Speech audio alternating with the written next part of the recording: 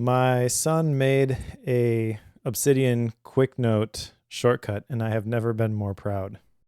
So he made an Obsidian quick note shortcut. So can I just conjecture what this thing does? Because Sure. this would be fun.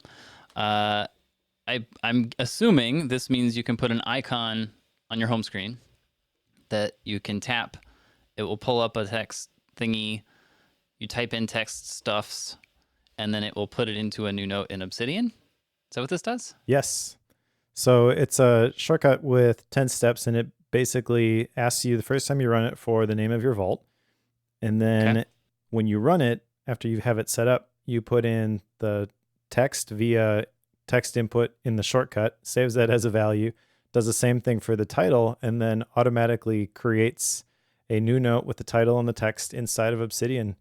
It's essentially like a way to capture stuff via shortcut, skipping drafts. So I know you're probably never going to Okay. fully utilize this thing, No, but I think it's pretty cool. that is pretty cool. I could see how that's like a super helpful thing for many, many people. But I think we talked about this last time. Is like I've got this habit of opening drafts before I lock my Yep. phone, which means that that extra step of tapping on drafts or tapping on the icon is like it's unnecessary. So it just immediately lets me put things in right away, no matter where I'm at. So I'll take that. Yeah, and drafts is pretty much muscle memory for me at this point too. So I don't know how Yeah, much I would even use this, but I think it's pretty cool sure. as a shortcut. It's very similar to the shortcut I had to capture things and format them and drop them into day one back in the day. And yeah, I wasn't making shortcuts when I was 14. So Right, exactly. So good job, way, Mike's way to son. go, Toby. And it's pretty stellar. That's I could see how like if you're just beginning in the capture process, like that is a pretty slick tool to have. Like that's handy. I'm sure it fits his workflow really well. Yep. Yeah, he lives in Obsidian. It's pretty impressive. So if you want, there's another thing that you could do with that, Toby. You could set that shortcut up such that either you can launch it by itself, like launch it like you have right now, or you can have it accept text as an input. And now you could, from somewhere, say on a web browser, you could highlight something and then action it off to that same shortcut, and it would go the same place. Like you can do all of those things. Nice. You just gave my son Challenge some homework. proposed. Summer school, summer shortcut school. There you go. All right. Super fun. Good So job, enough sir. of this proud parent stuff. Let's get into some of these action items, which are all yours, by the way. Oh, thanks. This will be fun. Super fun. Yeah. So for context, the last episode was Building a Second Brain by Tiago Forte. And we talked in that episode about how I didn't want to apply anything specific from that book. And you kind of thought I was crazy for not having any action items because it's chock full of them if you want them. And I agree with that. As we talked through it, recognize that I'm implementing some of the different pieces in different ways, but really it was just kind of reference stuff for me. You, however, jotted down 5 specific things. Well, 4, I guess, because there's one of these that carried over from the book before. 2 carried over. 2 carried over. That's right. I'm gonna So, cancel one of them. okay. Which one are you going to cancel? The daily plan type thingy. I wanted that to work so bad. And it kind of does. Like what I ended up doing is I made like just a quick like punch list of questions that I wanted to ask on a daily basis. Printed that off for 3 or 4 days to see how it would work before I committed to like doing the whole design part of it, because the design part of it's the fun part that I was like itching to get to. But I told myself I'm not going to do that unless this thing works. And then I filled it out 3 days in a row, and part of what I was trying to do is like get a like a top 3 tasks of the day sort of thing. And I realized like this, it's another one of those Joe's need for flexibility completely destroys the desire for structure. Like it's just one of those scenarios. So like, fine, I give. I won't even do this. So that one I got to throw out the window. as much as I really wanted to do, like the quick title I put on the top of it was even daily plan type thingy. Like that was totally going to be the name of it, but Nice. it is no more. Did not last very long. That's okay. What about your eulogy? Speaking of not lasting. Yeah, I actually started writing this. It's not done. I have like I've got a link to it here, but I've got like an outline, and then how many points are there? There's 7 points on it, and I have 4 of those fleshed out. So I've got 2 more to go on those points, and then I would say it's done. So it's not completely done, but it's at least almost there. So that's a step forward for Joe. Cool. Which is saying something. What else is on this list? Your 12 favorite I've problems? got 12 favorite problems. I don't have 12, but I have 10. It's pretty good. And then I have like 8 potentials. So this, I actually ran into the issue of I came up with, I think I originally started with close to 30. It's like, hey, that would be really cool. And then that would be really cool. And I've been like trying to whittle it down. And I was trying to whittle it down. And then I realized, well, no, I should do it the other way around. Like which ones are most important? And I have moved over some from that original list. And I don't have all of them moved over because I've just been kind of waiting to see which ones keep coming up in my mind and which ones are more important to me. So that's kind of what I've been waiting for, is those last 2 or 3 to hit the list. So it's almost there. Both of those are almost there. So yes. Cool. Did you implement Para? I did. Yeah, actually, in its entirety? Not quite. I didn't do my email. That was one that I think he had in there. So Para, projects, areas, resources, archives. I set those folders up in Finder, directories, folders, whatever you want to call them. Also did it in Obsidian. And actually, I think that was it, because those are the only real places that I do things. Most of it's through folders. Obsidian's kind of in conjunction with. So I did do that, and so far that has proven super helpful. And I think that has to do with my brain working kind of action-based and filtering down from action first. That's thus like the projects, then stepping down into areas. That just has clicked so well for me. So I don't know how that's going to last long term, but so far this has made it easier for me to find things, and I've found things and connections that I normally wouldn't have. So I will say that that's been a big success. I will say there's one addition that I have added to that, and that is the concept of an inbox. Like why this doesn't exist for him is strange to me. So in my notes system, I have 0-inbox. Like that makes sense to me. And I've done the same thing in my folder structure for a very long time.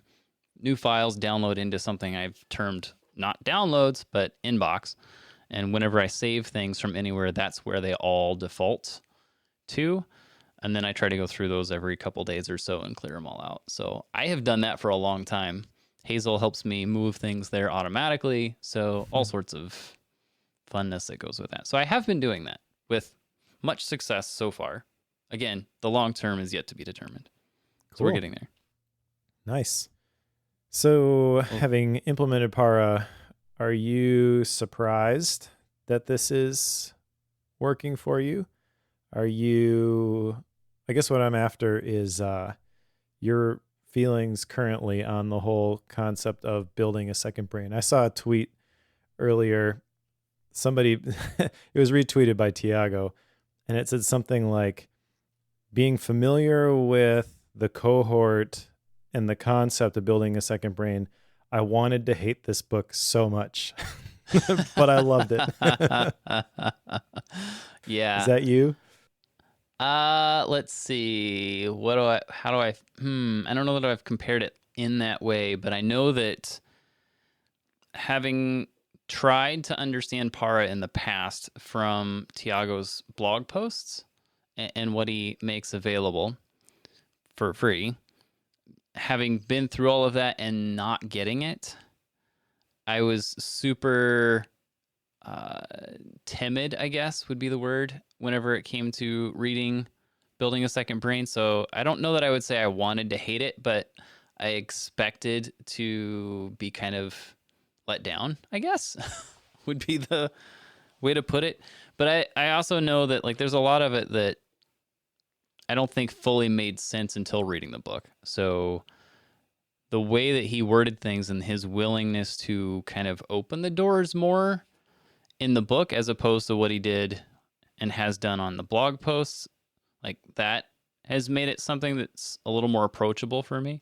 So I know that in my mind, that means it's easier for me to grasp onto the concepts, and I appreciate that. So I'm a fan of the book, but I'm still reserved on the whole building a second brain cohort, especially due to the pricing and stuff. I don't know. There's so much of that I'm like, Sure. hesitating. That's fair. I don't know if that's what you were after or not, but yeah, I guess I'm just kind of trying to gauge your feelings for the whole concept of building a second brain. I guess I wasn't asking specifically about the cohort, but that makes sense that you specifically, because I know you, you're like, the book is fine. I don't need to buy your thousands of dollars course. I do think that is a good approach for certain people. And there's probably certain personality types that are like, I don't want to read the book. You just help me set it up, and that would be maybe a better solution for that type of person. But yeah, I think that might be that might be my renegade. I'm going to go build this my way, like mentality. And I don't know that you're the same. Maybe you are. I don't want to put words in your mouth. And I get accused of doing that, but I feel like I have a tendency to want to build things my own way and control it a little bit more, and stepping into something where it's like I'm handed the keys to something that's been built and saying, here, go do this, just use it. Like I don't do well with that. Yeah. So I'm more someone who wants to build my own way of getting there. I'll grab some of your concepts, thus para, and I've already altered it apparently. And like that's kind of the way that I will operate. So yes, I think don't hand me the keys. I think I shouldn't say anybody, but most people that I've seen that are using Obsidian fall into that category. Yeah, like seems like it. I'm gonna build my own thing. Right. Which I guess I hadn't really planned on promoting this, but since we're talking about this, I have a secret project. So we can talk about this. Sure, we can talk about it. Okay. I have written an email sequence with, as of today, over 50 daily tips, basically. So you sign up at dailyobsidiantips.com and you get an email every day. It's just designed to be a short email.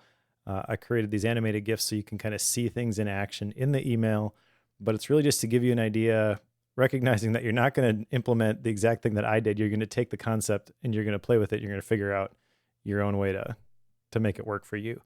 So if that does describe you, this email sequence is probably perfect for you. And I intend to keep adding emails to this sequence over time, but I wanted to get to 50. 50 was the magic number where if I could have this, then I would feel comfortable promoting it. It's not going to be like a daily email for forever. Eventually you'll get to the end of the sequence and it'll stop. But yeah, there's 50 of them in there. I have an outline for 50 more. Nice. And I got some advice from some of the guys in my mastermind to take the whole thing into, if you want to jump the line, basically, you can do that. And so I've made it like a course. My course is .faithbasedproductivity.com. So you can buy the course outright for $10 and you get everything all at once. And it's in Teachable. So it's broken down into the different sections. So you can go like to the plugins section and implement this piece. And then there's like a PKM concepts section and core features section and stuff like that. But I think it's pretty cool. I hope other people do. I think it's cool too. You put me on the list, and I've been getting these things daily. And I have to say, like, there's only been, I think there's been one that I didn't know how to do already. But and I think I texted you this. Like, there's a lot of this that I already know, but I still look forward to these emails because, one, there's always the little video that you've got with them, or at least I think it's most of them. Is it all of them? I don't know. Is it all of them? No, wherever it makes sense to communicate the concept, I have a video. I know there's at least one more that you weren't aware of because we were talking about it prior to recording, and that's the fact that you can have multiple cursors in Obsidian by holding down the Option key. Yep. So like that sort of thing, I have an animated GIF because that looks really cool when you see it in action as opposed to just describing it. Right. So there's been a lot of these that I've known, but seeing the short video and then like your description of what you're doing with it kind of helps you see it in a different light. You know what I mean? Like that, sure. It means that there's a different context that I can view that feature within. Thus, I can kind of see a different way for myself to use that feature. So for what it's worth, I think it's pretty cool. I think you should sign up for this. Part of me loves that I can't get them all at once because like it forces me to process the one. Yep. But I also know that after about day 4 or day 5 of that, there's a lot of people that are like, okay, just let me go through the rest of them. Like, just let me get there. So I'm glad that there's a way to do both. Yep. I think it works well. Yep. So good job. So if you want to just get them day by day, you can do that for free. If you want to jump the line, you can do that for $10 is the price that I set it at. As I build it out, that's probably going to go up. I feel like that's pretty low for the stuff that I'm giving away in there, but we'll see. Maybe no one wants to pay for it at all because I don't know. But anyways, it's a fun little project. I was on vacation last week and I wrote a significant number of them then, and pretty proud of it. So dailyobsidiantips.com redirects you to the page to sign up for it if you're interested. Nice work. Nice work. Thank you. All right, should we get into today's book? I think we shall. All right, so today's book is Love and Work by Marcus Buckingham. And this is essentially about doing what you love, but not like you think, I think is the best way to describe it. We've read So Good They Can't Ignore You by Cal Newport, and I feel like it's kind of complementary to that book, although the title kind of makes it seem like, oh, just follow your passion, man, and do whatever you enjoy doing. And I don't think that's a very accurate representation of the book itself. I'm kind of curious, though, what your thoughts were as we picked this one up. Like initial reactions on it? Yep. When I told you we're reading Love and Work, what were you feeling at that point? And having read it, has that changed at all? My initial thought was Mike picked a book on how to do what you love. Why? Like that's so backwards. Why would you do this, Mike? That's what went through my head. Now, we've read enough books at this point that I know better than to say that out loud as it comes to me. But those are almost verbatim the words that went through my brain when you mentioned this book at the recording when I was first aware of this. Now, that said, when I got the book, actually when I was going to order it, I don't know, is it love and work, or does he intend it to be love plus work? Because he uses the plus symbol there. Yeah, I don't know. I think when I was searching for it, it showed up as love and works, like sometimes spelled out with and. So that's what I'm running with. Got it. I don't know, because the more time I've spent processing the content of this book, it makes me wonder if maybe it isn't love plus work, but people don't know how to write that in all the title and subject stuff, so they like have an alias of love and work. I don't know. Maybe that's not true. I might be just proposing something that's, absurd here, but it seems to me like it would be love plus work. And I'm only saying that because of the content here and trying to marry the two, not compare the two. I was not trying to rhyme that, but here we are. But sure. Anyway, that's just my initial thought. So yes, my first thought was Mike's crazy, which I think is justified given the title and such. All right. Well, I picked it sort of because I knew that the title itself would be provocative, let's say. I don't agree with the concept of just do what you want, follow your passion either. And having seen Marcus Buckingham speak at the Live to Lead conference, I didn't expect that he would fall firmly into that camp either. And yeah, we can get into the content here, but the structure of the book, the first chapter is really the first section. That's introductions. And then it follows the standard 3-part format. So part 1 is Signs of Love. Part 2 is the 7 Devils. And part 3 is Make Love and Work Come Alive. So one of the interesting things about this book, he says it right at the beginning in the introduction, is the first line is exactly the same as the last line. He says, if you're like him, you're going to jump straight to the end. So he did that intentionally. And it's basically, hi, I'm Marcus, and it's good to meet you. Something like that. I didn't write down the specific words that he used, but that really sets the tone for what is a very personal book. He shares a lot of stories about his life, not in a, this is what I've done right and look at everything I've accomplished. You can do the same sort of thing, which is kind of what you expect when you go into a lot of these productivity type books. But more so almost Donald Miller, self-deprecating, I've made all these mistakes. However, I feel like Marcus Buckingham does a better job of talking to the emotions and not trying to like make fun of himself, sort of a thing. It's a fairly emotional book about work, which is kind of surprising maybe to some people. Yeah, I wasn't expecting the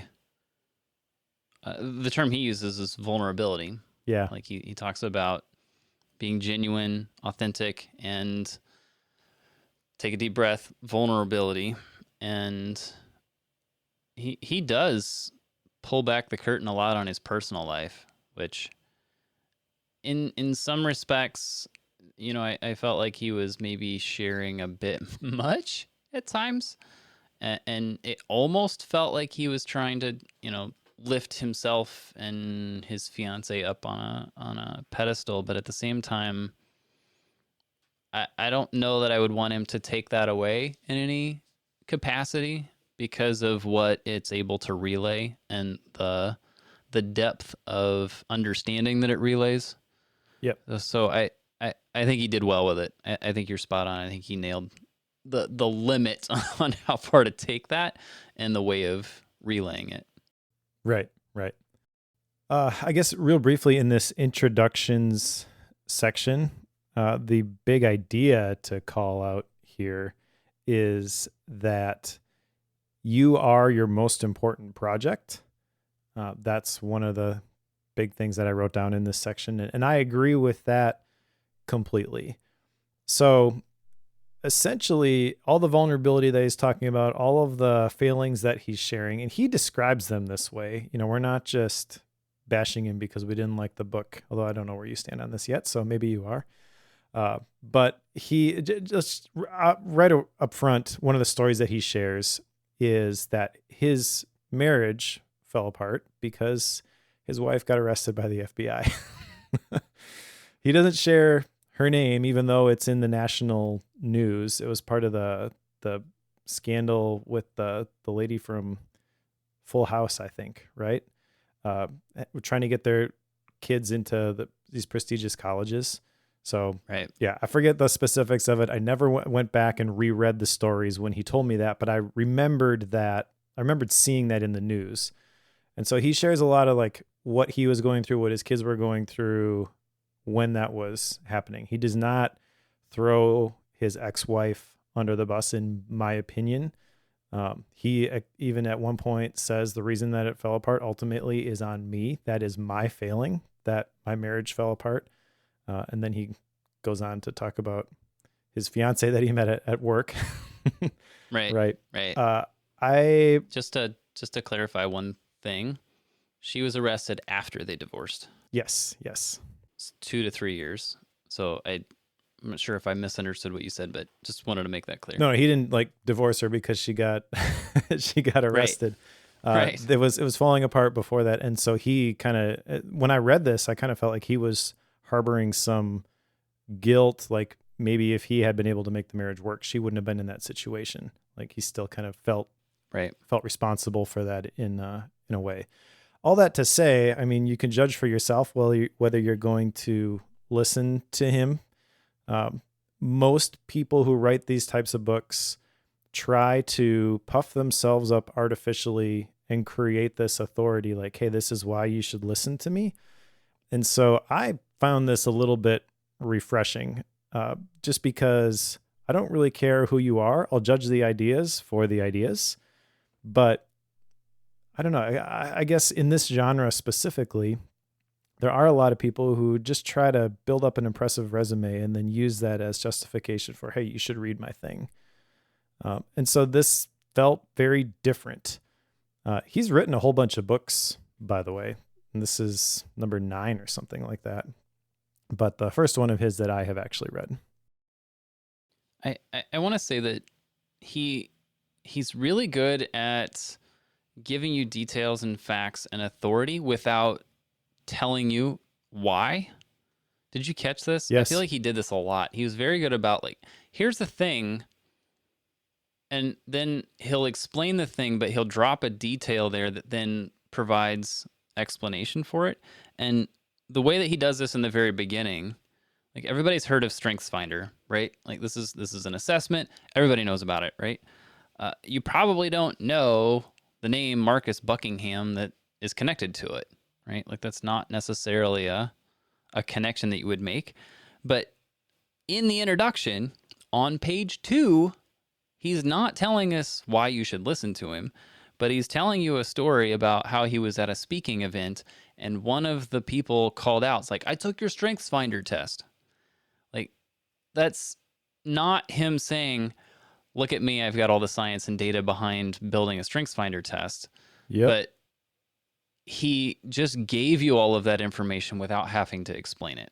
So like there's stuff along, like he uses those subtleties quite a bit. And as much as like you could, like he's got all the creds, he's got all the stuff he could tell you. It's like, this is why you should listen to me, because you probably should, honestly. But he doesn't have to say that. But he has ways of relaying that information without being explicit about it. Yeah, and he gets into the story of how he got connected with the StrengthsFinder company. He's originally from Europe somewhere and moved to Nebraska so he could be a part of the... Moved to Lincoln. Yeah, the StrengthsFinder company, which that in and of itself is a pretty entertaining story. But just, yeah, that's important context, because kind of at the beginning here in the introduction section, he's talking about, he asked the question, do you get to play to your strengths every day? And I think everybody would like to be able to do that. You're not going to be able to do that 100% of the time. He gets into that later on. But also, he's moved on from that company and he's started his own company now, which has its own assessment called the Standout Assessment. This is my single action item from the book, by the way, is to take this, this assessment. I'm pretty sure I found it online for free, but I did not have a chance to go through it. I don't know. Maybe you have to pay for it, but okay. I love this kind of stuff. So I am definitely going to go through it, especially since he worked on the StrengthsFinder. I rail on assessments, quote unquote, assessments all the time. Here's a real one, somebody who knows what they're doing. So I'll go through this one and see what sort of results I get. In theory, that is true. I have not taken this assessment yet. Maybe he just had a phenomenal team of researchers who put together the StrengthsFinder, and he just happened to be in the right place at the right time and learned nothing while he was there. I kind of don't think that's the case, but maybe. No, I doubt it, but it's possible. It is possible. Anything else before we get into the meat of this book? I don't think so. Let's jump in. All right. So part 1 is Signs of Love. And there are, let me count these, 8 chapters, I think, in this section. We're not going to go through each of these chapters, but I do want to list them all out. Chapter 2, the first chapter in this section, Where Did the Love Go? Chapter 3, You're Weird. Chapter 4, Love is Attention. Chapter 5, Instinct. Chapter 6, Flow. Chapter 7, It Just Clicks. And Chapter 8, Love Lives in the Details. And I guess since the introduction is Chapter 1, there are 7 chapters in this section. Oh, yes. The Good catch. first thing I wanted to talk about, though, is chapter 3 with the whole concept of the weird. And it is pronounced weird. I looked it up on online. They have like the pronunciations of the words, right? So I went in and found the definitions and then looked at the pronunciations, but it's spelled W-Y-R-D. It makes sense. The chapter is you're weird, but that word weird, that's an ancient Norse term for the idea that each person is born with a distinct spirit. And he says 3 things you need to know about your weird. It's so interwoven into your sense of self, it can be tricky to figure out what precisely yours looks like. It can grow up, but it can't change its shape. And it's your best guide and resource if there is something about yourself that desperately wants to change. So essentially, this is the unique thing that makes you you. And he's encouraging us to figure out what ours is. And this makes a ton of sense. And this is very much in line, I feel, with like So Good They Can't Ignore You. Because that is becoming so good, developing your skills to the point where whatever market you happen to be in, you're in demand because you are the best at whatever you do. And I do feel that this whole idea of love and work, we'll get into the specifics of how these interplay, but what he's basically saying in this chapter is that you need to have love in order to do good work. At the end of the chapter, he even says the true purpose of work is to help you find what you love. Work is for love, but also the true purpose of love is to help you learn where and how you can contribute. Love is for work. So we've got a self-perpetuating positive cycle here, if what he's telling us at this point is true. Yeah, I think before we go too far here, like the concept of weird is super interesting to me. It's one where, like, yes, all of us are so unique that there's no way that there's any 2 people that are the same. I forget what the number is, but it has to do with like trillions of different synapse, brain neurons, things going on in your head, that there's no way that there's 2 people with the exact same makeup. It's like, yes, that's super important, but I think as compared to the concept of love, in that first chapter where he's talking about signs of love, this is ultimately where he's kind of somewhat defining what he means by that. Again, this is his subtlety things, just letting it ooze out without actually spelling it out. But if I can summarize this accurately, I think what he's getting at is by love, quote unquote, he's really talking about how the things that you used to do in the past, the things that you absolutely enjoyed and thoroughly enjoyed, those were things that you loved, and those were the things that you spend time with and devote time to. So like, it's ultimately the things that you are naturally drawn to, I guess. But I don't know how far to take it, like with what he's saying. But I think that it is important. Like, okay, when he's referring to love, he's talking about things that you love to do, like you enjoy doing, and the things that you're drawn to, that you're instinctually drawn to. We'll talk about the instinct thing later, maybe. But I think that's ultimately what he's getting at. Sure. On page 47, he kind of summarizes, I think, what you were just saying, in that your life lived fully is the search for the strongest possible connection between what you feel, your loves, and what you give to others, which is your work. So there you kind of have your definition of those 2 terms. But he also says that whenever you see someone doing something with excellence, there is love in it. And I feel like that is an accurate statement. I'm reminded of a quote by, I think it was Mike Rowe, said, "Don't follow your passion, but always bring it with you." The Dirty Jobs guy.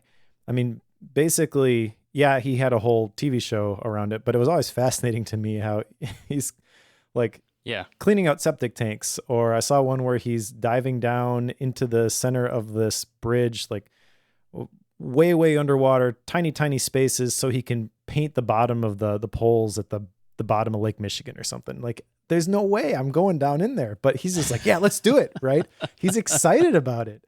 And I remember watching that show and be like, how can this guy be excited about all this crazy stuff that he's got to do? But then also he's the one he is a big advocate of, what's the term? You go to school to learn a trade, sort of a thing. And basically, like, you can be a carpenter, you could be a welder, you could be a plumber, and you can absolutely choose to love what you are doing every single day. Like, it's all Right. in your perspective. And I remember watching that show and being like, if he can do it, why can't I do it? And there's lots of other external factors that go into that, whether you have the choice, whether you have other options, things like that. But I feel like that's a pretty healthy attitude to take towards your life. So what he's saying at this point, I think, in terms of love, is not, oh, I'd rather be doing something else because that's the thing that's just naturally fun for me. But whatever I'm going to be doing, I'm going to be having a blast doing it. And I'm going to do it to the best of my ability. And I'm going to do it in order to make a difference. Yes, 100%. Because I think it has to do with, I think what he's getting at here and like what Marcus is getting at is like finding out what those things are that you can love doing. Like that's ultimately what it is. But it doesn't have to be, it can be all in mindset, right? So I don't think he would say like you only have to do these things. Like that's the classical find the things you love to do and quit everything else. Like that's kind of the way that people tend to take that. That's not what he's getting at. Yeah, I feel like he would fight against that. In fact, Right. in chapter 6, where he talks about flow, which is kind of the next point I want to talk about, the red threads, he says that love matters, but you don't have to love all that you do. And he has a specific percentage. If you spend 20% of your time doing activities you love at work, you'll be much less likely to burn out. So 1/5 of the time, basically, finding these things. Right. And then the red threads, those are basically clues to find the things that you really love doing. So essentially, some of this advice is best before you would find yourself choosing a career path, right? But I think don't get stuck in that. You can change your course or your direction, or even just find, the next step towards moving to that percentage in your current job. Even if you absolutely hate everything that you're doing, you can apply principles of this. But these red threads, these are essentially threads that you instinctively want to pull. And he's got a whole big list in this questionnaire. This isn't the assessment that I'm talking about in the next point in the outline. But have you lost track of time? When was the last time you instinctively volunteered for something? When was the last time someone had to tear you away from what you were doing? You felt completely in control of what you were doing. You surprised yourself by how well you did. You were the only person to notice something. You found yourself actively looking forward to work. You came up with new ways to do things. These are great questions, and it's not designed to be like, well, if you answer this, then you move to the next step, and then eventually you land on the thing. These are just clues that you can use to find this stuff for yourself. The whole chapter starts with a discussion of flow by Mihaly, of course, on page 70. Of course. Yep. But he mentions that, like, that whole concept of flow, that's basically you're being asked to do something at the edge of your limits, and you lose track of time, and you just really are engaged in the work, right? That's the sweet spot that productivity enthusiasts try to get to all the time. Well, I feel like Marcus Buckingham does a great job of defining this before and after without using that chart from that book that we read so long ago. Before you do something, love feels like it's instinctively wanting to do the thing. And while you're doing something, love feels like time is speeding up. How did you feel about that? When I read those two statements, I felt like, oh, I understand flow better than I ever did before. Yeah. I know that it definitely clicked, but I know that when I'm one of the times, this is so strange, one of the times that I absolutely get engrossed in things and I completely lose track of, like, even going to the bathroom and eating, like I will completely lose track of all awareness of what's going on, is honestly when I'm doing a code project for myself. This is why I tend to write scripts and stuff so much, because it's just something I love to do. And that is 100% flow when I get into that. And it's something that I know, like I can get into a flow state almost on command when it comes to doing code for myself. The problem is that doesn't pay the bills. So it's not a thing I can do all the time. But when he explained it this way, then it just totally made sense to me. So it was something like, yes, 100%. That's what this is. Totally get it.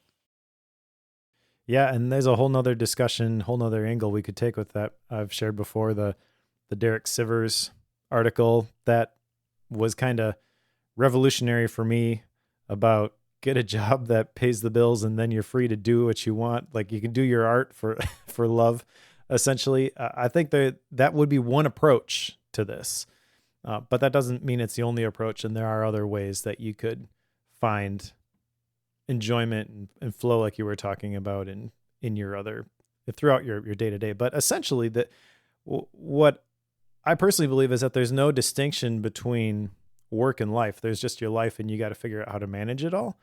And so when I'm looking at that 20%, yeah, if you got to find it in your side projects, that's fine.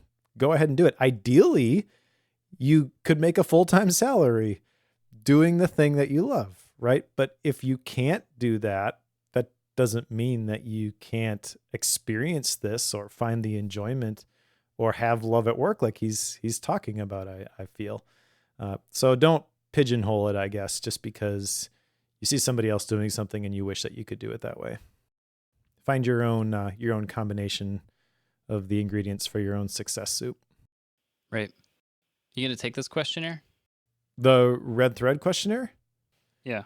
I haven't gone through it yet. I don't think I'm going to formally. I like these things, these questions, but I kind of also know what are the things that really get me going. And I've spent the last year thinking about the appropriate mix of this in my life. So Sure. Yeah.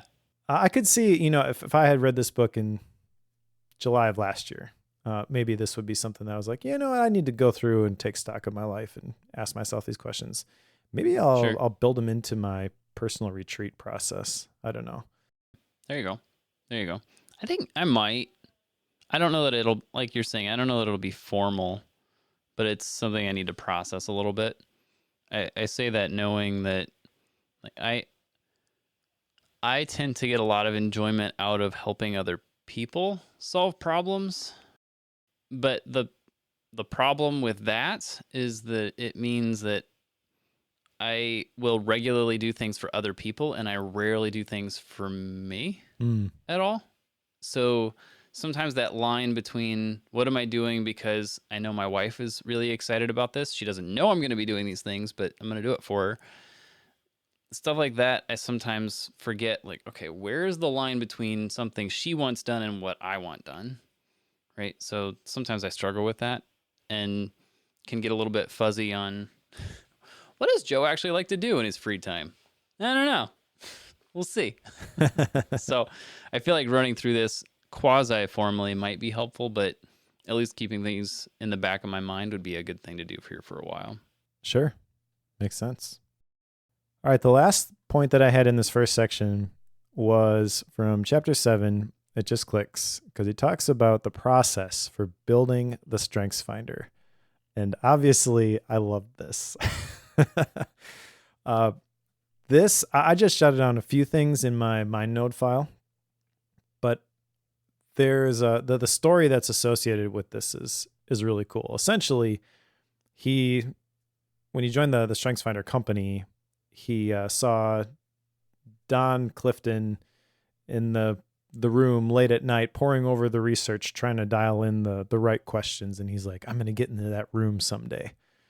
And this chapter, he kind of talks about how they landed on the questions that they ask. And I want to cover this just so I have a public record of why I rail on any future assessment. Quote unquote. Yes. All right. So they've got a whole team of researchers, but they have these questions and then answers that go with them.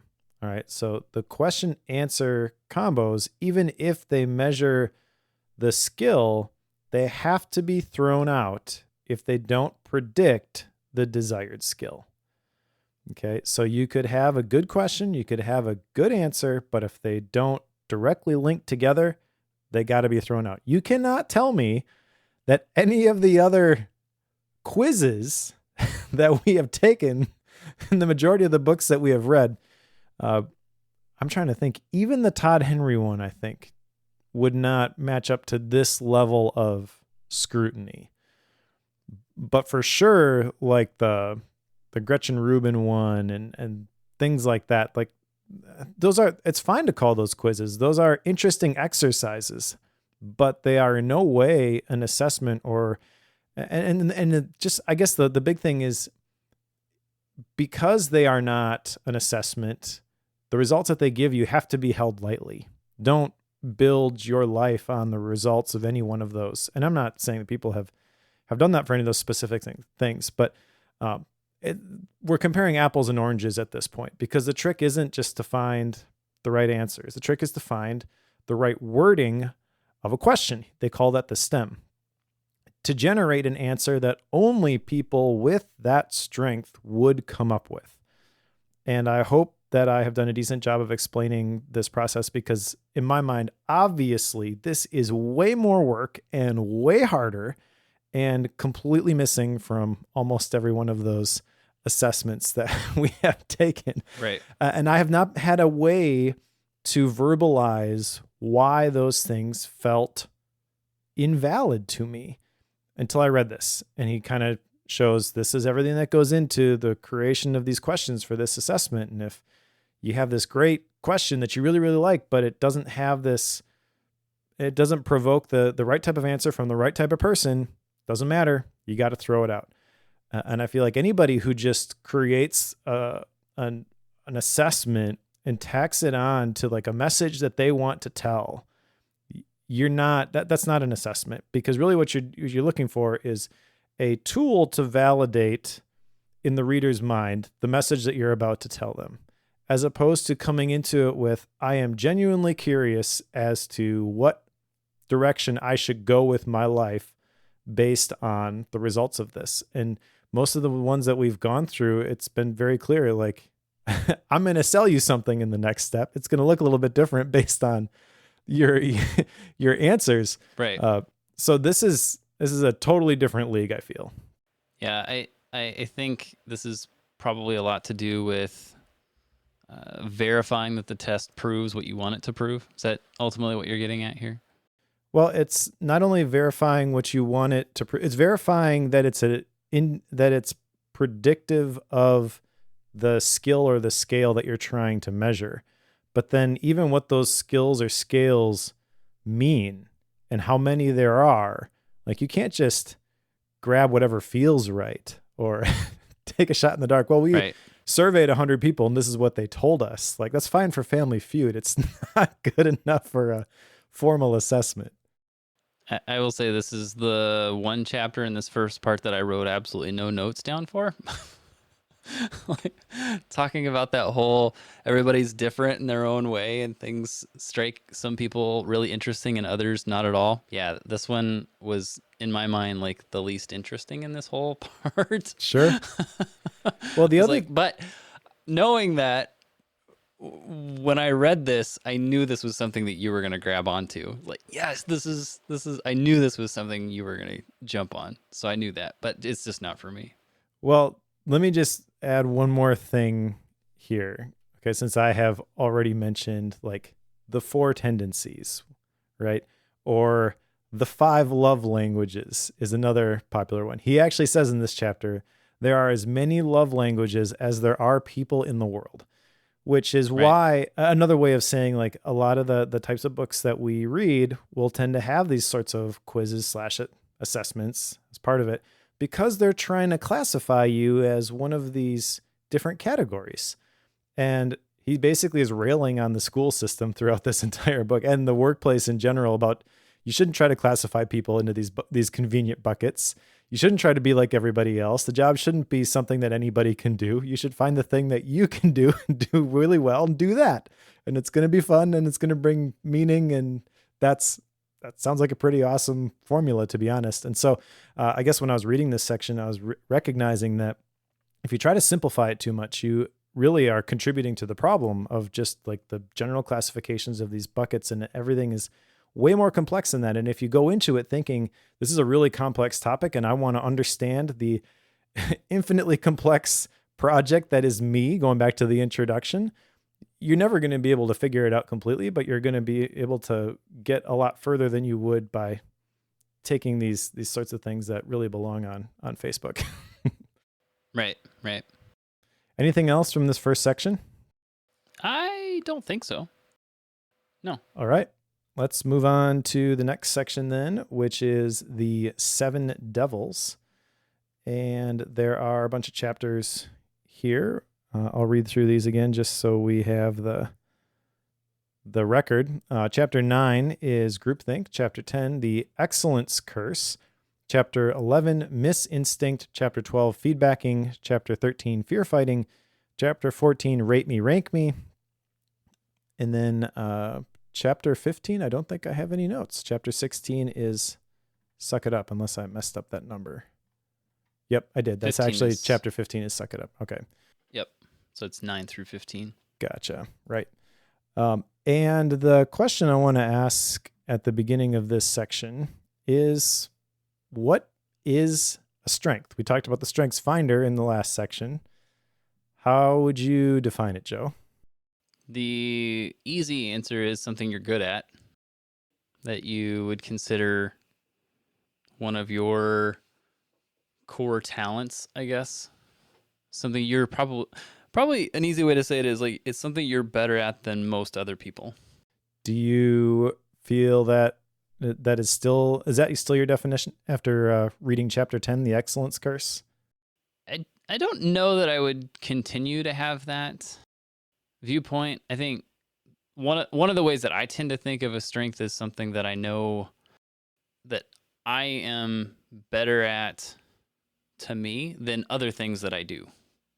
Like, I know that one of my strengths is doing tech support, because for me, I'm better at that than preaching from a pulpit. Not a thing I want to do. That would be my strength in that sense. But it gets messy when you start trying to nail down, well, what qualifies as being good at it. Like that's where the messy part comes in, which I think is what he's getting at in chapter 10 with the excellence curse. So I don't know that I have a clean answer on that of how to define it. Do you have a quick one-liner? Well, I've got his one-liner, but I'm not sure I 100% agree with this. He mentions on page 116 that where there is no love, the activity is a weakness, even if you excel at it. So if you are good at something and you don't like it, kind of what we've been told is that whatever we're good at, that is a strength. And he says that is a lie. If it weakens you because you don't like doing it, then that is not a strength. Strengths are things that strengthen you, and this is where he ties it to red threads, going back to the first part. Others can judge your performance, but only you can judge your loves. And when it comes to your loves, you are the only genius there is. So people can tell you, hey, you're good at this thing, but they can't tell you, oh, you love this thing. Right? And I feel in this chapter, there are some things that I've been good at that I've received that praise from people like, oh, that was amazing. You're really, really good at this thing. And it feels like when they say that, it's almost like disappointing. It kind of hurts because it's like, yeah, but I don't like it. I don't want to do that again. So I definitely can picture myself in this position that he's kind of describing here, but I'm not to the point where I'm going to say that I think it's somewhere in the middle. I think that if you just did what you're good at, that is not the right approach. I'm not sure if I go as far as to say that is a lie.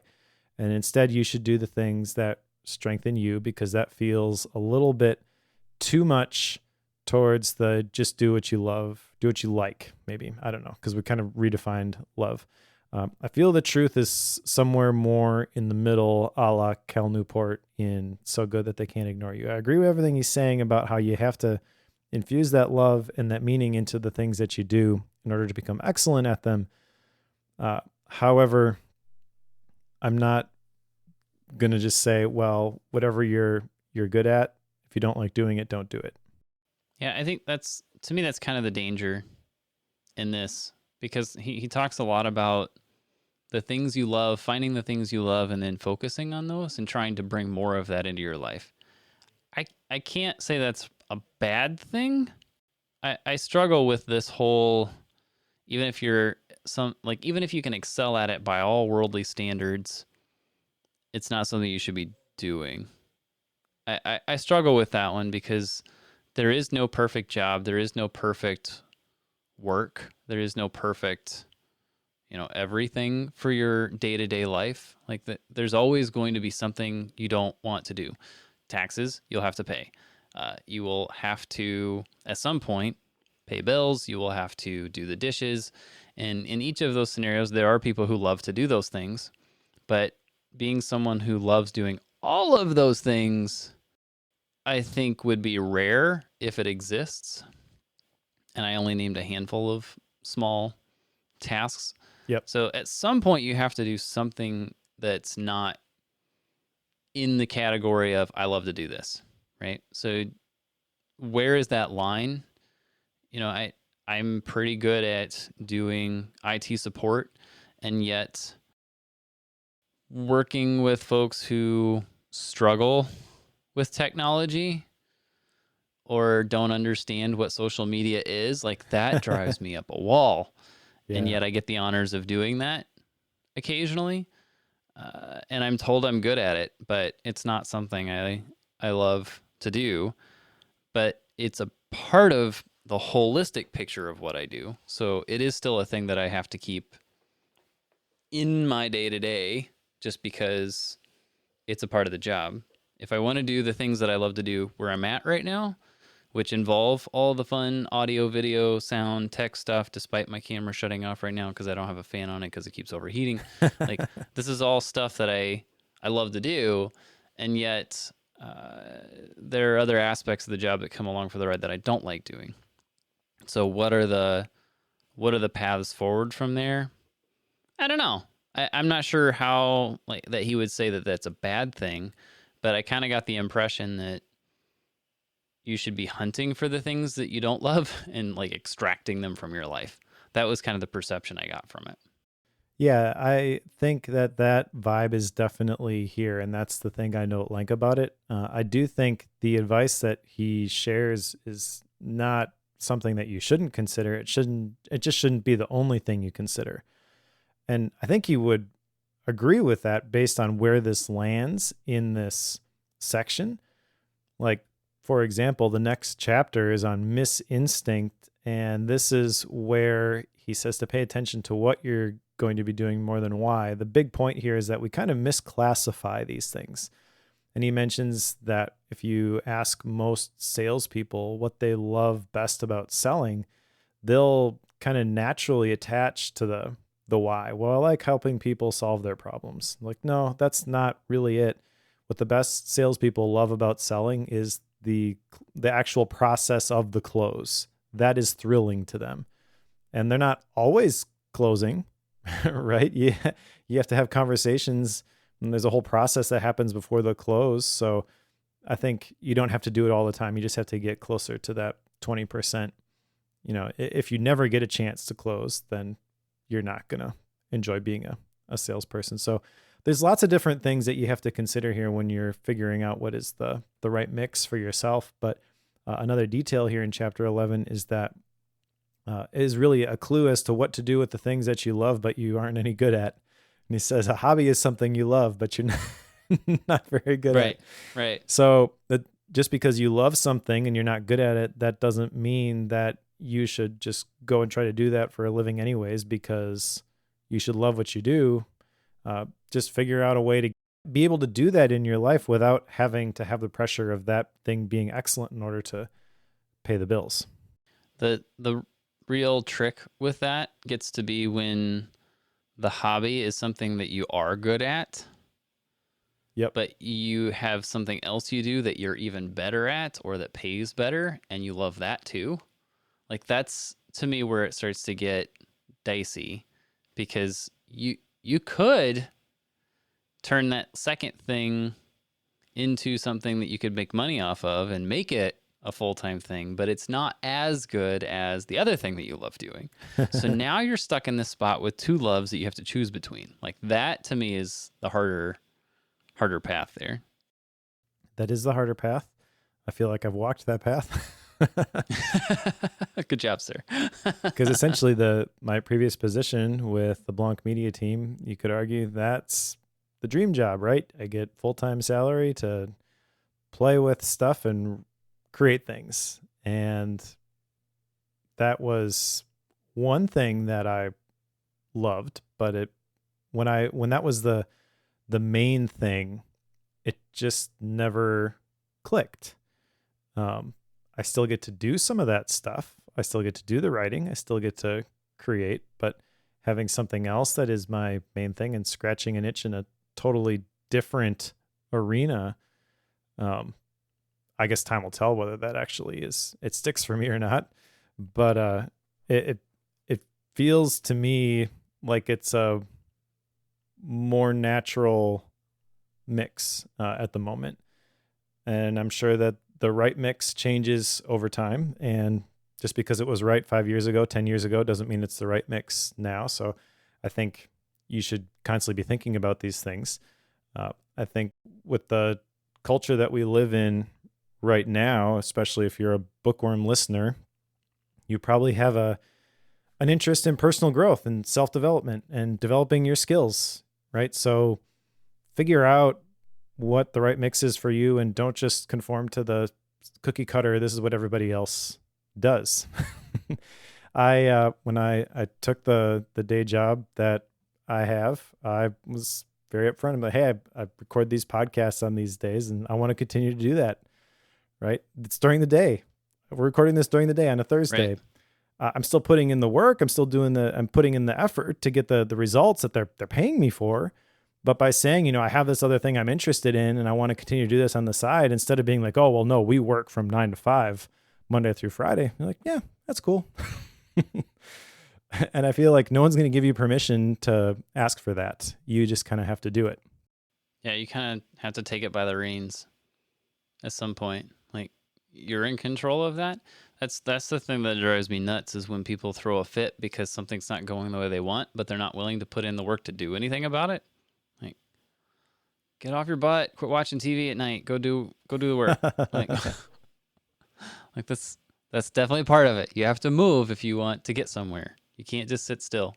You have to move and you have to follow your own plan, which is getting back to the whole importance of the assessment thing, I think, because those assessments, those can be clues into figuring out what is the plan for you. No one else can tell you that. That's kind of the next point here, is the reactions versus the feedback.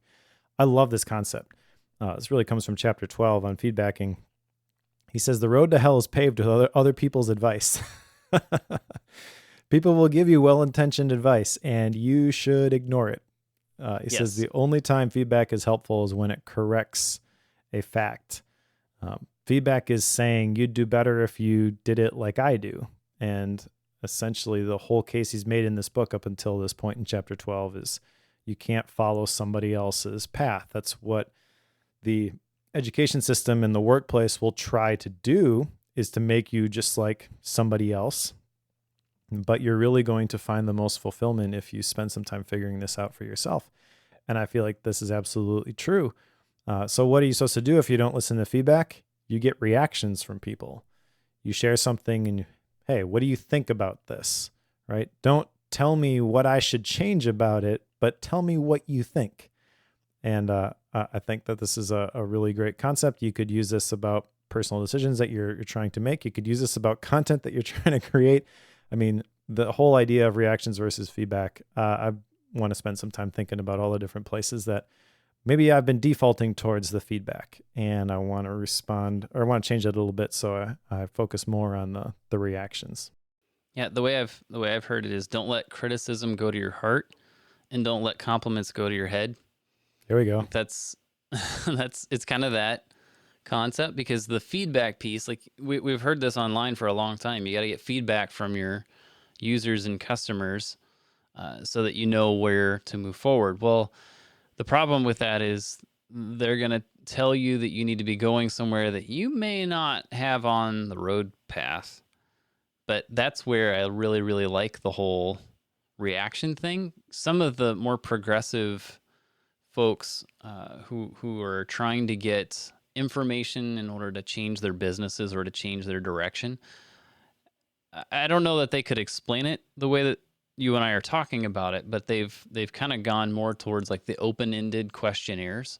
Like it's not a pick from these 5 options questionnaires. They're an empty box for you to fill in your thoughts.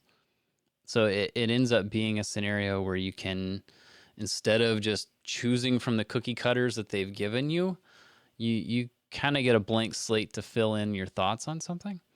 That I can definitely resonate with, to use the term that you're infatuated with here lately. I love that one. But the thing that it does is it lets people maybe take you somewhere with your thoughts about something that you hadn't considered going into. So they can go completely different directions as opposed to just following what you've given them as options. So I get it. I mean, it makes a lot of sense. Now, the real question there is, how do you go about seeking that? And in what way do you seek these reactions? Like, what are you trying to improve or change or alter by seeking for that? So I think you got to have a little bit of a precursor to that yourself before you can start figuring out what to ask questions about. I think personally, I've got some thoughts around like, okay, here are some things I'm doing in my day job on a weekly basis, and here are some things we're talking about doing big picture. Like, okay, don't tell me how it went or what you think should be done. Talk to me about how that event made you feel. We did our big worship in the park thing. How did it feel? Like, don't tell me what you think should change. Like, I know the camera things, I know the live stream things, like I know some of the technical details, but how did it feel? Like, talk to me about that. So I feel like that's a good lesson to learn, and one I could definitely use more often. Yeah. Last thing in this section for me is just real briefly, chapter 15, Suck It Up. That virtually any job is awful and soul destroying if it's being done by a person who doesn't find love in it. I think I agree with this statement and really everything that he's talking about in this chapter about how sustained excellence without love is impossible. You can be good at something for a little while, but you're not going to continue to be awesome at it unless you put in the effort, and you're not going to put in the effort if it's something that you don't like doing. So really what he's saying here is that love isn't just a feeling. It's not what you think about the things that you are doing. It is really a source of energy. And I think most of the bottleneck in terms of what people are able to do is not a lack of time. It is a lack of energy. Maybe attention too. You get distracted or whatever. But if you really are motivated to do something, you will find a way to do it. Just my personal life, there's a whole bunch of family things that we've made habits, like the man school stuff that we do. I've got a men's curriculum that me and my boys go through every Wednesday before we go to church. The one-on-ones that we do before I go into work on Thursday mornings. Like, these are all things that did not fit in the schedule. And they're just like, we're going to do this anyways. We're going to make it work. And we crowbarred it in there. And now, like, we do it and everything else falls in around it. Kind of reminds me of the statement from The One Thing, I think, by Jay Papasan and I'm blanking on the other person's name. I don't remember. But there was a statement in there about you're juggling all these balls, and you've got life, or you've got family, you've got your health, all these different things, like different areas of your life you're trying to make work, and they're all made of glass, so you don't want to let them hit the ground, except the work one. That one's rubber, and you should feel free to chuck that one at any time. And I remember reading that and sharing my revelation with people, and they're like, what? But you have to show up at work. You can't just say, I'm not going to show up at work. And this is not really saying I'm not going to show up at work. That's the thing. Like, it was kind of shocking to me when I would share this with people. They're like, well, I don't understand how in the world you can do that. And I'm like, I don't understand how you don't understand. You just put this in first, and then everything else just works. Like, you have to do it though. you can't get, it's almost like a step of faith. You got to just say, well, I'm going to go do this thing first in the morning, and I'm going to trust that I'm still going to be able to get the things done during the day, and no one's going to care. Right. And they don't. In fact, I've told many of my previous bosses about this thing, and they're like, oh, that's awesome. I'm going to do the same thing. Thanks for inspiring me. Yeah. And it's the kind of thing where like you feel you can't share it or you can't even ask for it. And when you finally do, at least in my experience, all the apprehension about, oh, people are going to think like I'm robbing from the company because I'm doing this thing. Like that's not it at all. Maybe there are situations where that is the case, but I have not encountered that. But you build up this narrative in your mind about all the reasons why you can't do this thing. Right. So just do it. Just put yourself out there and see if things don't click into place in a way that is much more positive than the story that you're telling yourself in your head. I think it's too easy for people to latch on to things. In this case, it's easy to latch onto the concept of I'm going to find the things I love, and I'm only going to go that direction. But sometimes you have to deal with. We were talking about this a little bit ago. Sometimes you have to deal with the bad stuff, the unfun stuff, to get to the fun stuff, to the things you love. I think that's really what he's getting at here. Like it's not something to set aside permanently, but at the same time, dealing with bad things or unfun stuff is okay.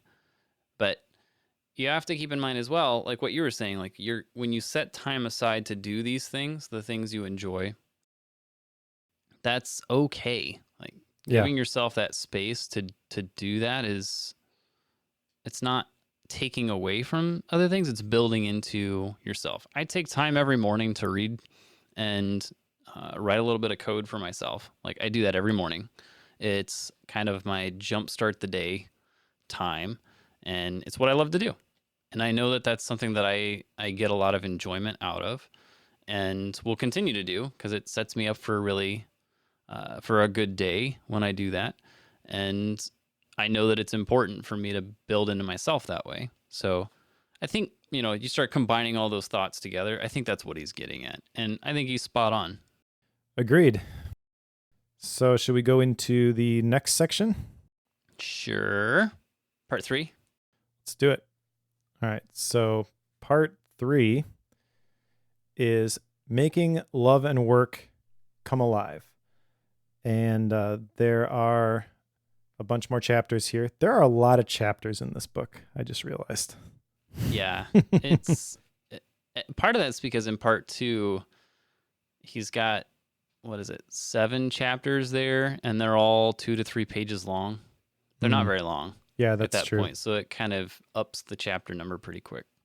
Yeah, it is a standard length book, but lots of chapters. So chapter 16 is I See You, I Love You. Chapter 17 is A Scavenger Hunt for Love.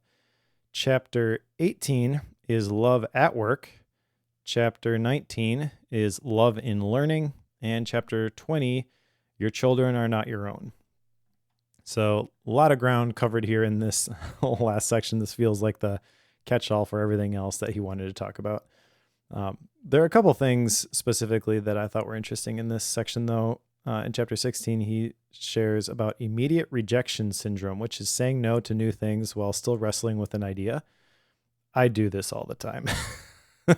Yeah. It gets me in trouble sometimes because people can't understand why I'm like, no. And I recognize after he read this that it's simply because I'm still thinking about something else. And until I get clarity on that thing, I want nothing else to do with anything new that comes my way. Do you deal with this? I'm the opposite. I want to say yes to everything right away, and then I'll regret it later. So I've had to learn to not do that. So I'm a little envious of your gut reaction. Well, like I said, it gets me in trouble sometimes, so I don't know that you should be envious of that gut reaction. I would guess that yours gets you in trouble less often than mine does. I don't know, because the way this manifests is like people will ask me to do something, and I just feel this intense emotion, like this big wall being built up in my mind. Like I cannot and under any circumstances say yes to this thing. And then if I say no and people want to know why, like I can't articulate it. And so they think I'm just being a jerk. Sure.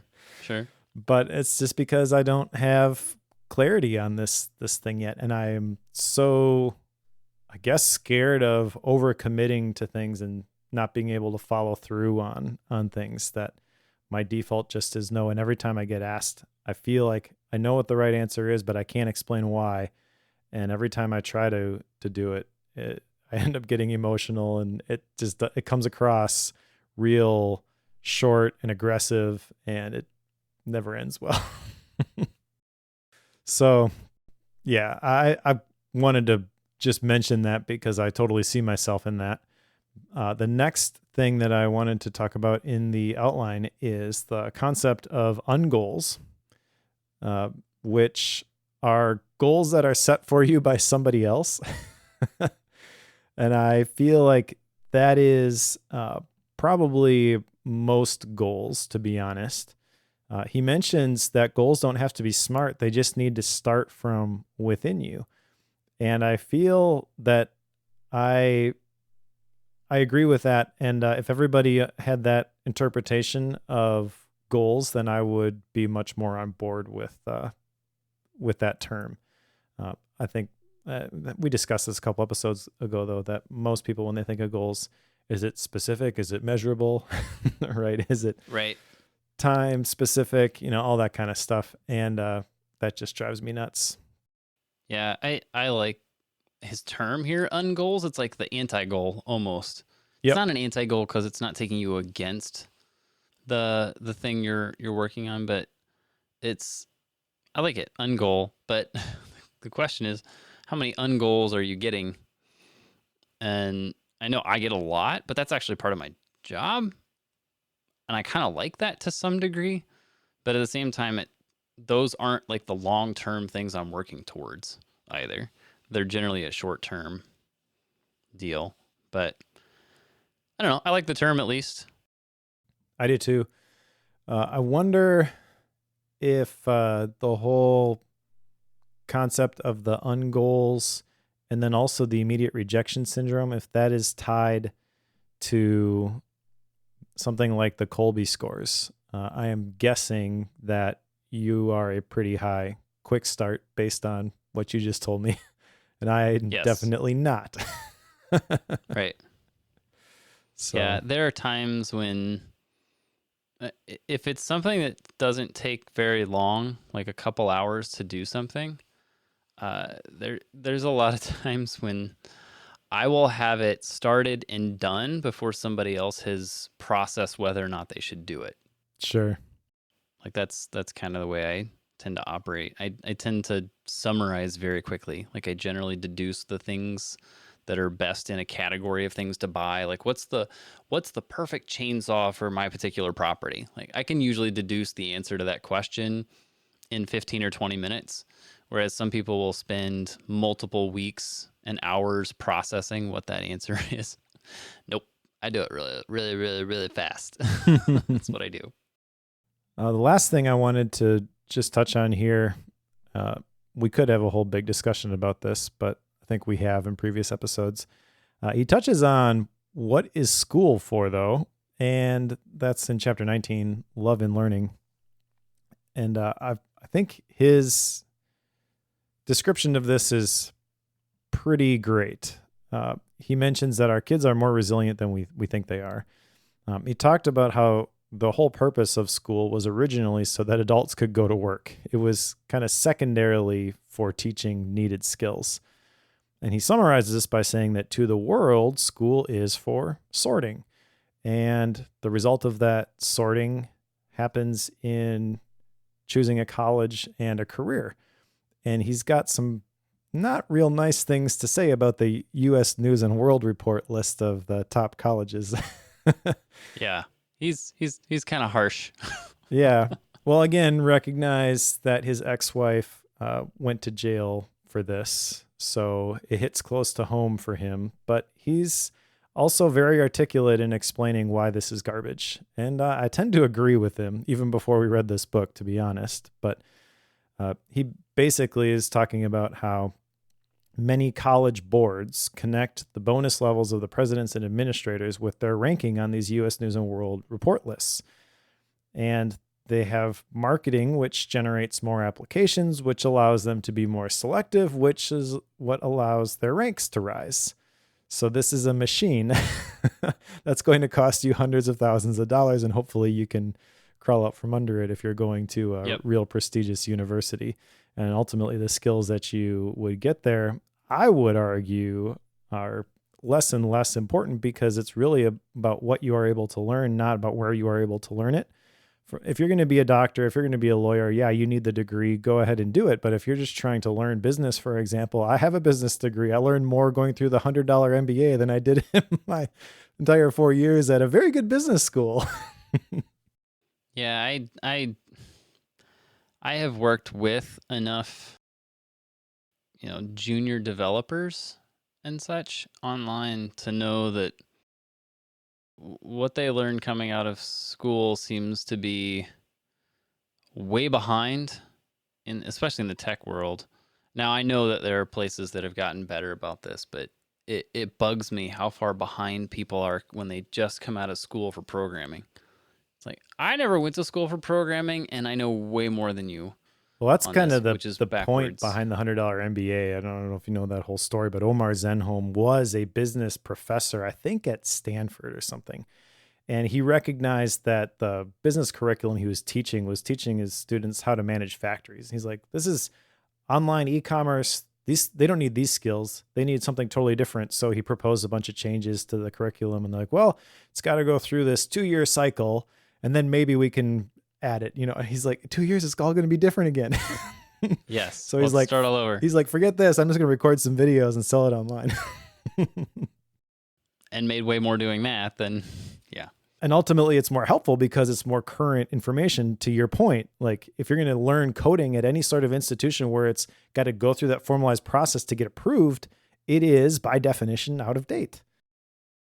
Yeah. Especially if they use textbooks for it. Because I don't know if this has changed, but the last I heard, it was 8 years from start to finish before a textbook can be used in school.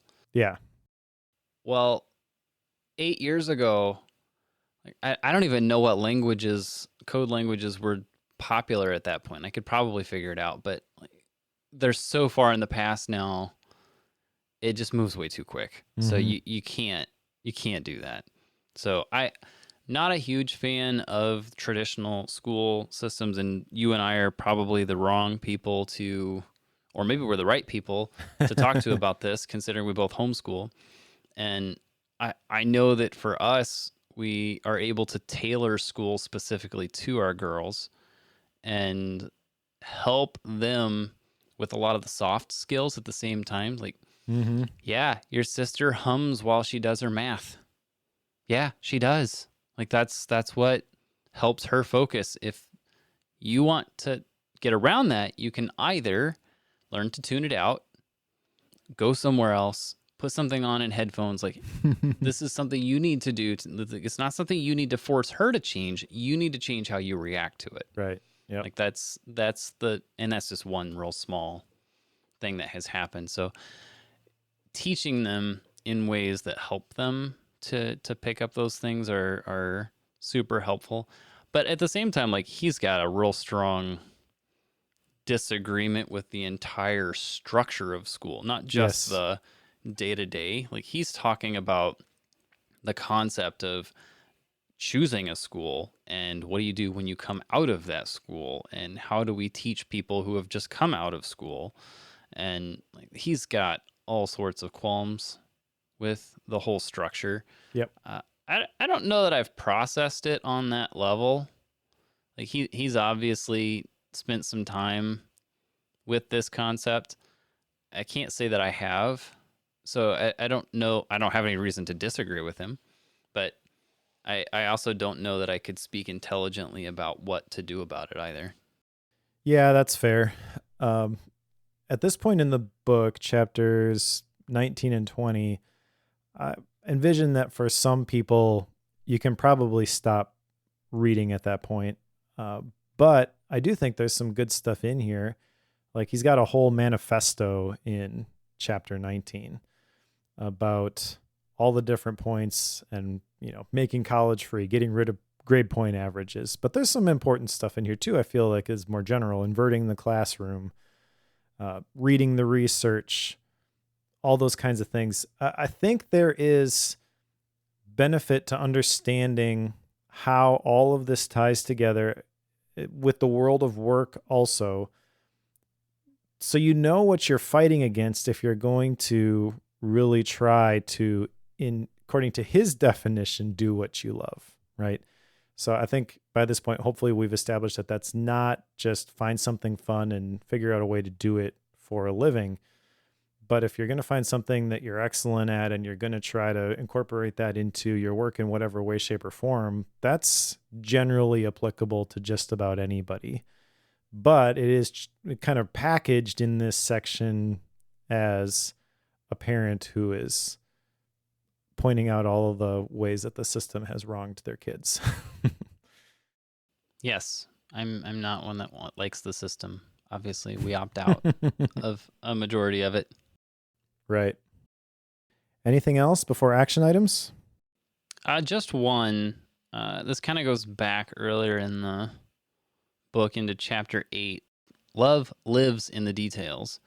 And he's got a list of 5 questions there that I thought were kind of interesting because he calls out that the details around the things you love are important because sometimes you love doing something, but the surroundings of it change whether or not you love it or not.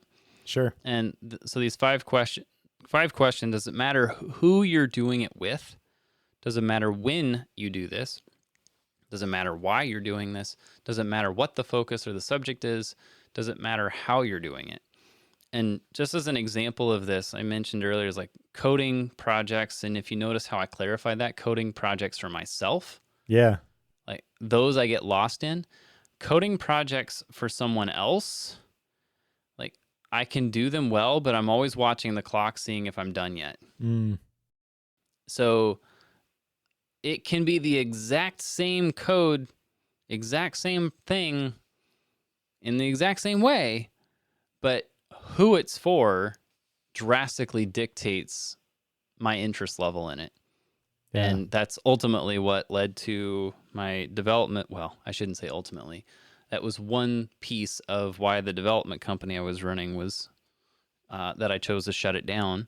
And it's also why I continue to code for myself, but don't regularly take projects for other people. So I've become aware of that. So anyway, I just want to point that out, that the details around these things do matter. So clarifying the quote unquote love, to use his word here, I think is important and does matter. Absolutely. That's an interesting observation. I didn't have any deep revelation from that like you did for myself personally, but I did really enjoy those questions. All right, action items? Let's do it. All right, so I have a single action item that I mentioned already, which is to take the standout assessment. And again, I mentioned in the episode that I've essentially been thinking about this topic for about the last year and what's the right mix for me. And so I got additional information, additional context from reading this, but there wasn't anything specific in here that was like, oh, I need to take that action now or move in this direction. There's a whole bunch of reference stuff in here that I'll hang on to, like the red thread questionnaire and the does it matter questions that you mentioned. But the next thing for me is simply to take that assessment, because I have all those assessments, the Strengths Finder, the Colby, all that kind of stuff stored inside of Obsidian. And in fact, the next book that I'm going to pick, which you have not seen yet, maybe will be added to that file. So how about you? Why am I cringing? I don't know. Okay. There's no reason to cringe, Joe. It's all good. Okay. We're just going to talk about our feelings some more. You got nothing to be scared of. I don't trust you. I have. Are you done with action items? Yep. That's what you got? Yep. Okay, I have two. One is I need to order a small spot fan for my camera. So that one I need to get done because then it would be quiet enough that I don't have to turn the big one on and cause the background noise for Mike to deal with later. So I'll fix that. The actual action item is I do want to. I think I am going to formally run through these red thread questions. I think I just need to write them down and run through them top to bottom. I think it would be good to do that. Even if it doesn't give me anything new, I think it would be helpful just to verbalize or externalize those answers. Having come off of building a second brain and starting to gravitate towards that concept, I could see how this could be a good maybe jumping off point of trying to build kind of a collection of here's what makes Joe tick and here's what gets Joe excited. I feel like it would be good to start to do some of that and give me a jumping off point to write about to some degree, because it's one of those things, like once you start writing about some of these things and starting to think about it intentionally, you can start to make those other connections. I think that's ultimately what I'm trying to do, but doing the work on me and not necessarily a thing to be shared. So I don't know that this is something I would share, but I think it would be a good jumping off point for some of my own thinking processes. So that's what I got. Cool. So if you're going to figure out what makes Joe tick, you have nothing to worry about with my next book. I'll just drop that right Okay. there. All right. Style and rating? Sure. All right. So the style of the book, I feel, is very approachable. I feel that Marcus Buckingham is an excellent communicator. I feel like that comes through in the way that he writes. You mentioned that he adds a bunch of details without making it sound like he's puffing himself up. And I attribute that to just excellence in communication. And having seen him speak at a conference, I feel that is another gauge of like, yeah, he's really good at this. Because I remember walking away from that just being drawn to him and his personality. And I'd never heard of him before that conference. It's not like John Maxwell or one of these like super big names. It's just like, I really like this guy. So I feel the book itself and the way that he writes is very engaging. And even if you don't like where he's coming from, even if you completely disagree with all of like the college and education system stuff that he talks about in the last two chapters, I still feel by that point you're willing to write it off as like one of those crazy friends that you have that you enjoy spending time together still, even though they have these crazy beliefs and you're not going to ever see eye to eye on that sort of thing, but you're able to look past it, right? Just because you have history together and they're a nice person. I feel like Marcus Buckingham is a nice person, willing to give him the benefit of the doubt.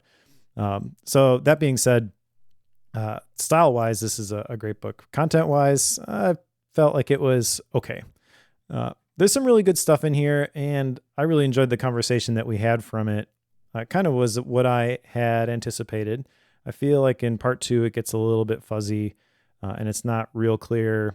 But I feel like he's got enough unique ideas here where these are additional dots that you could collect to help you build out a better picture of what the right path forward for you is. I don't think you're going to read this single book and be like, oh, I get it now. I never thought about it this way. I don't know. Maybe if I could put myself back that far, and I'm never engaged with anything in this genre before, and I encounter the concept of the weird and the concept of the red threads, I have trouble picturing coming to those and having those be just these revolutionary ideas. They feel like complementary ideas. I feel like I'm glad that I have read this. Like this is a good additional reference work to How to Read a Book, Mortimer Adler style, syntopical reading, I can compare things against it. But this isn't one of those like stakes in the ground. Like this is a tipping point for my thinking in any way, shape, or form. So that being said, like it's a good book. I feel like it's a entertaining and engaging read, and there's something here for everybody, but it's not going to knock your socks off. So I'm going to rate it at 4.0. I would still recommend it to people. I think just about anybody could get something out of it. I am kind of curious if there are any of the other books that he has written that are really just like stronger message. This is who Marcus is. We kind of talked about Donna Miller last episode, or not last episode, 2 episodes ago. Hero on a Mission. Like you could really tell that was an authentic message. And there have been different books at different points where Joshua Becker is another one that comes to mind with Things That Matter, where it's like, this is the message that Joshua Becker has, right? This one doesn't land that way. And doesn't mean it's bad, but I'm kind of curious if that has been discovered yet for Marcus Buckingham or not. Yeah, I would be curious about that as well. I know that with this one, he does call this out in the introduction that he's written. I don't remember if it was 9 or 10 other books, but he said this one is drastically different than those because the others are just bathed in science and data. Mm-hmm. And this one is less so. I mean, he can't help himself, and he does bring it out once in a while, but he doesn't live there in this book because there's a ton of story here that he uses to make his point, and I think that's well done. He is obviously really good at the communication piece. So, like I said early on, he's really good about relaying some subtle details without having to tell you explicitly what's happening, and that's always appreciated. That's a good sign of a solid writer, and I can always appreciate that. The whole concept of finding what you love and focusing on that just feels a bit wishy-washy to me. Like I don't fault him for helping you find the things that you enjoy doing. I don't fault that at all, but it definitely has this strong, I felt it was strong, a strong desire to help you find those things so that you can stop doing the ones you don't.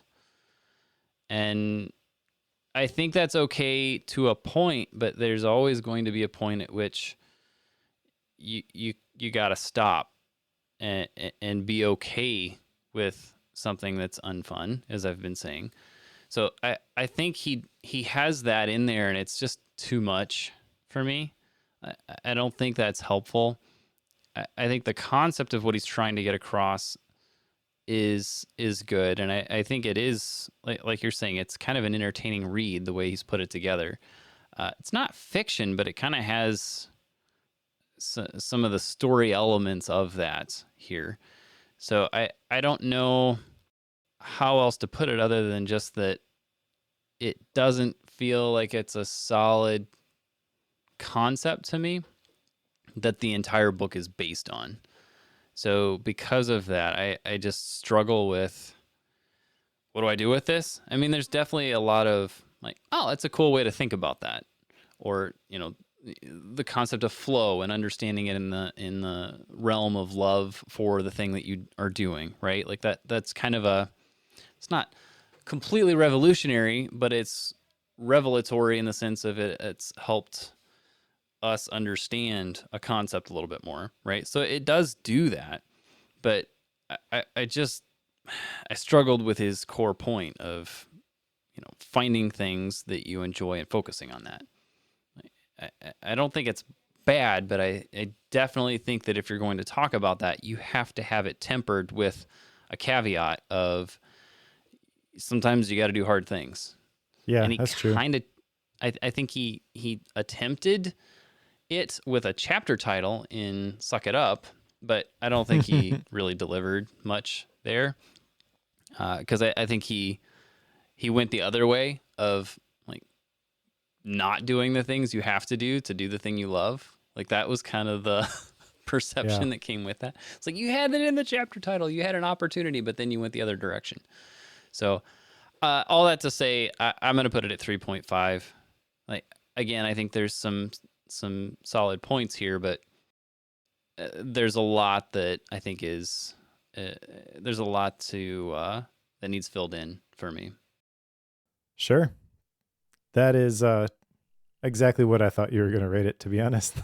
Yeah. And that's content-wise, it's probably what it deserves, but style-wise, I rounded up because I think he's one of the Because of style. best communicators we've ever read. So, yeah, that's fair. All right, let's put that one on the shelf. What's next, Joe? We're gonna do some hard stuff. Let's do it. It's a good counter to what we just went through. Do the Hard Things First by Scott Allen. And that's pretty much what we're going to talk about. Instead of finding the things you love and trying to focus on that, we're going to talk about doing the hard things, the stuff you don't want to do. Do that first. So that'll be a fun comparison there. Yes, it will. And now I'm super nervous, so you got to tell me what we're doing after that. Yeah, after that, we're going to figure out what makes Joe tick. And fun. We're going to go through The Story of You, An Enneagram Journey to Becoming Your True Self by Ian Morgan Cron.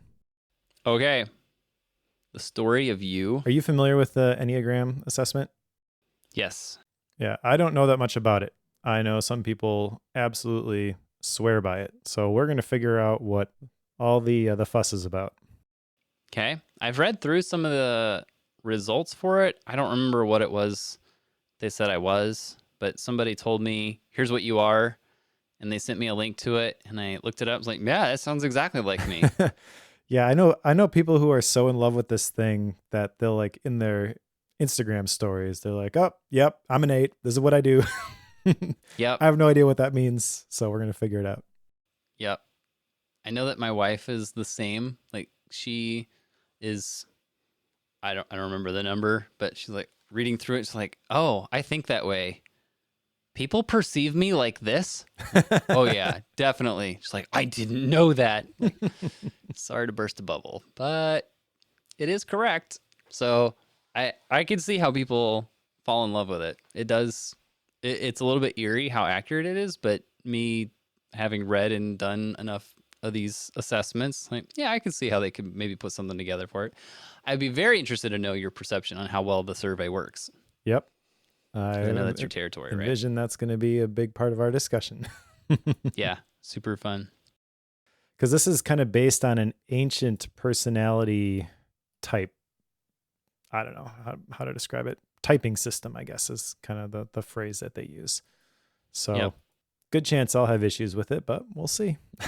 You got any Gap books? I don't know why.